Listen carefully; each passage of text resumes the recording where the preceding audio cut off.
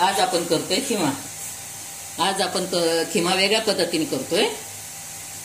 त्यामध्ये मी टाकणार आहे आज मटणाचे पीस. बाकी हे सर्व लागणारे साहित्य.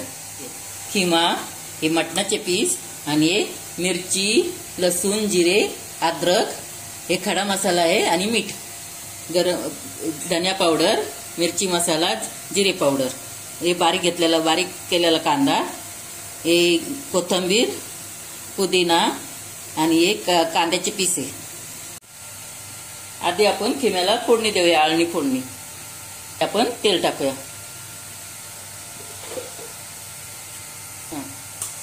आधी खडे मसाले टाकून घेऊ सर्व.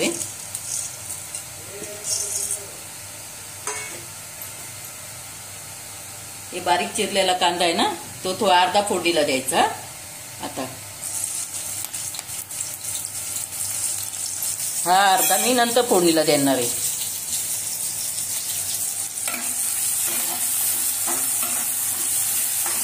कांदा लाल होतपर्यंत हे लसूण, मिरची, जिरे, अद्रक आणि कोथिंबीर आणि पुदिना एवढा आपण याची पेस्ट करून टाकू. कांदा आपला लाल झाला, त्यात आपण टाकूया हळद अर्धा चमचा. आपला कांदा लाल झाला, हळद टाकली. आता खिमा टाकूया.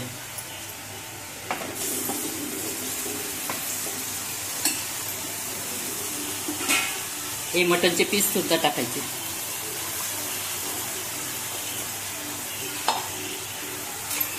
मटनला पाणी सुटतं. एक वाफ गाळून घेऊया. मीठ ऍड करू. गॅस फास्ट करायचा. मटन चांगलं सुक्कं करायचं, पाणी त्याचं निघून जातपर्यंत.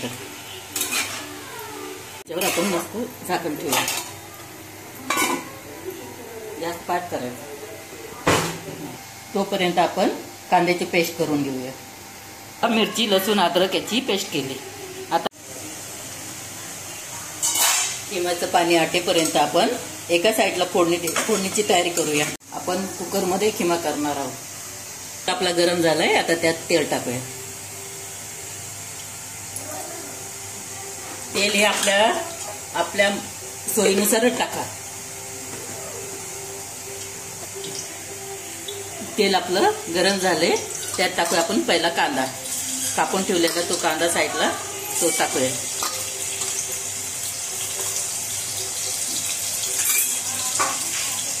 हा कांदा ब्राऊन होऊन देऊ. आपला चांगला ब्राऊन झालाय. आता आपण कांद्याची पेस्ट टाकूया.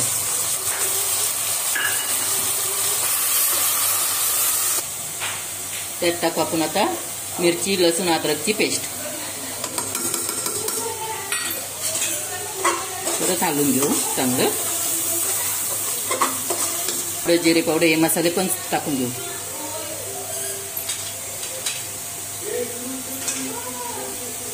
तिखट हे तुमच्या सोयीनुसार टाका.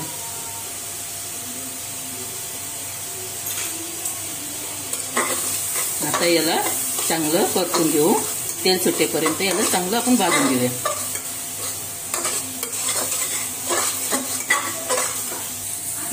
हे खिमा बी चांगला सुक्का झाला. पाणी सर्व आटलं त्याचं खिम्याचं.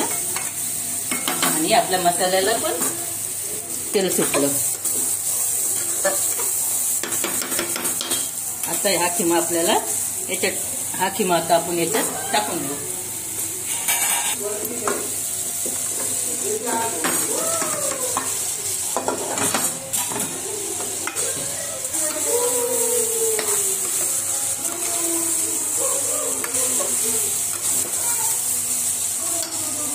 मीठ वरून टाकूया.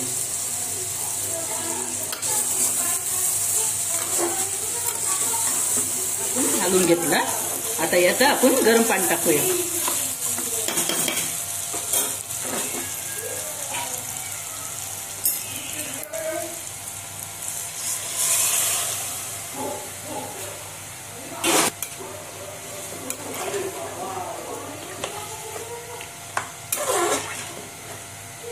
पण कस्तुरी मेथी टाकूया आणि कोथिंबीर टाकूया. परत एकदा आपण हलवूया.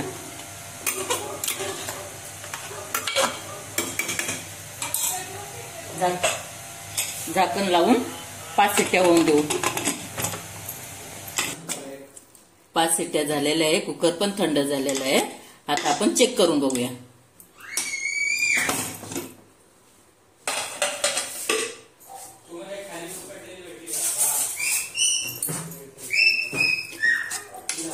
अशा प्रकारे आपला खिमा तयार आहे.